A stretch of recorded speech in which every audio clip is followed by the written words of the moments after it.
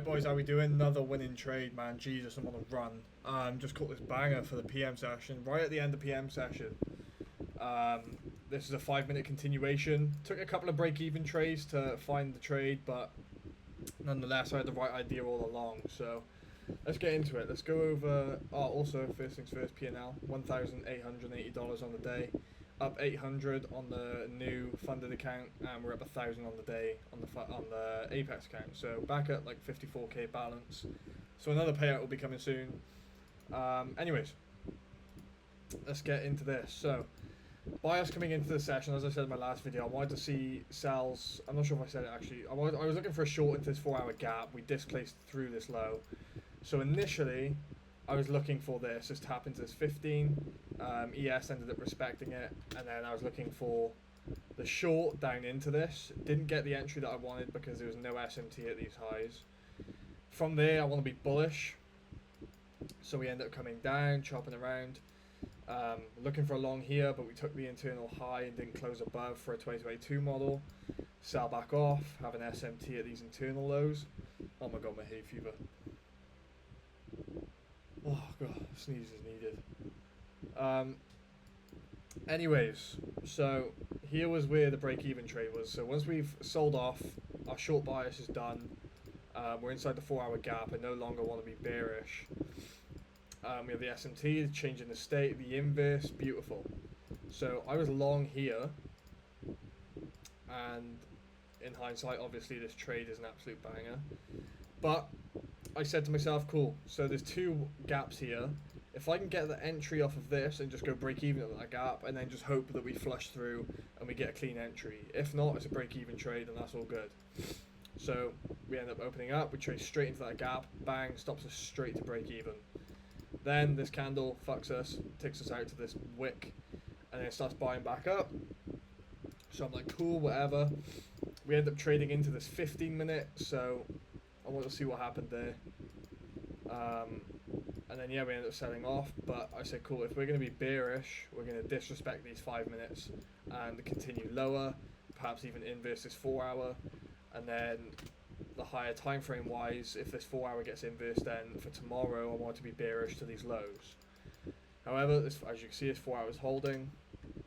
So I said cool, we can play a 5-minute continuation model. So what that means is when we've had our shift and we open up a 5-minute gap, so if we're going to be bullish, we're going to respect this and blast through this 15-minute and cause the 15-minute market structure shift. So that was the target, because I can't target further past that because I don't know if we're going to shift structure down here. So following the order of time frames, right, we're in this 4-hour gap. Trade down, 4-hour gap in here, and then from the 4-hour to the 15-minute, this is the internal model to target that 15-minute. So that was the target. So I'm just looking for something internally to be able to target this. So we come down, we trade into this 5-minute, so I'm straight into a 1-minute chart looking for an inversion. Get it with great displacement. So let's just delete some of this stuff off our charts now. Alright. Don't need to see any of this. Also, we come down and retap into that 4-hour again. But yeah, as soon as we trade into that 5-minute, great displacement out of it. Inversion, break even point. Alright. So I'm long there. And you might be looking at this candle and being like, what the fuck, it took a break even. It didn't, it ended up wicking down first and then coming up and then hitting my break even, and then from there, never came back down. So yeah, from there, break even, and then we hold it to this market structure shift level. And good enough for me, right on market close, we literally rock it and take that out. So beautiful 2.3R, great way to start the funded, and a great start to the week, to be honest. Yeah, just trading's just absolutely clicked for me, man, in flow state mode. But yeah, high time frame wise now, I've got confirmation that we're going to hold this 4-hour gap because we've had the 15-minute market structure shift now. This would be the higher time frame market structure shift, like the 1 hour. So we'll see if we can get that. I'll mark that out going into tomorrow. I'll just write it out. So high time frame, market structure shift. Alright. Let's just put that above so it looks a little bit cleaner. Alright. We can delete this stuff off our charts now. This is useless to me now. Alright, so that's our high time frame market structure shift level.